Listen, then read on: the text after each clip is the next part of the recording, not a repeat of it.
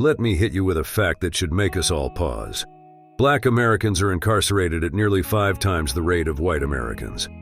That's not just a statistic. It's a harsh reality shaped by policies like the war on drugs and the rise of for-profit prisons, both of which have devastated the black community for decades. I've seen how the system has targeted us. I've watched family members, friends, and neighbors get swept up in the criminal justice system for nonviolent offenses, and the truth is, this is no accident. The war on drugs wasn't about safety, it was about control. And the for-profit prison system? That was about making money off black bodies. These two forces worked together, criminalizing and imprisoning us in staggering numbers, leaving long-lasting damage in our communities. When the war on drugs kicked off in the 1980s, the rhetoric sounded like it was about stopping the spread of drugs. But let's be real, the way the policies were enforced painted a different picture. For example, a 2013 ACLU report found that despite similar drug usage rates, black people were 3.73 times more likely to be arrested for marijuana possession than white people. This wasn't about justice. It was about targeting our community. At the same time, private prison companies were popping up, and their whole business model was based on keeping as many people locked up as possible. The more prisoners they housed, the more profit they made. Companies like GEO Group and CoreCivic, 2 of the largest private prison corporations, made billions from this system. And who filled these cells? Primarily black men.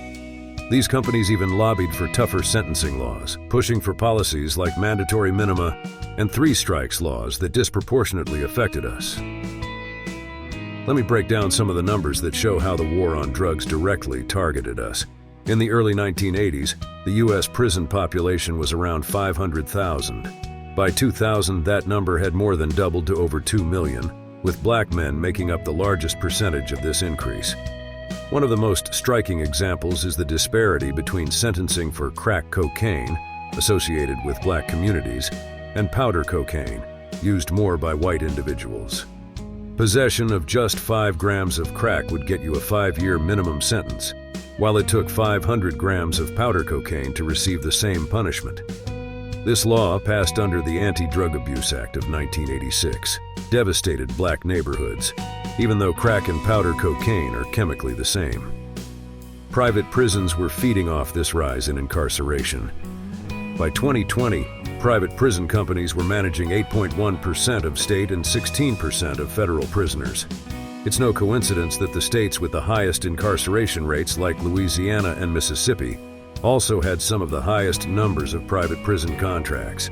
These companies thrived by pushing for more severe drug policies, not to keep communities safe, but to fill their beds and pad their wallets. The real-life effects of these policies hit home when I think about the 3 strikes law. Take the story of Kevin Black, a black man who was sentenced to life under California's 3 strikes law for stealing a $159 jacket. Now, Kevin had 2 prior non-violent drug convictions, but because of the way this law worked, that 3rd strike put him behind bars for life.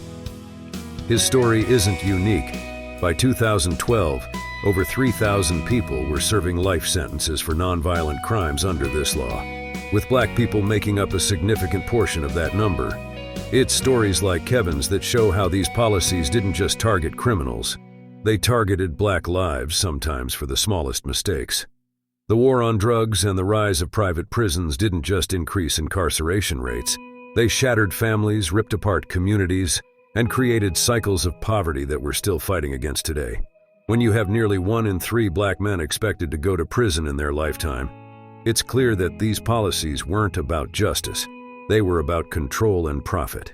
They left us grappling with a system that seems rigged against us at every turn. It's time to fight back. We need to push for criminal justice reform that prioritizes rehabilitation over incarceration, especially for nonviolent offenses. Let's stop feeding the prison industrial complex and start investing in our communities.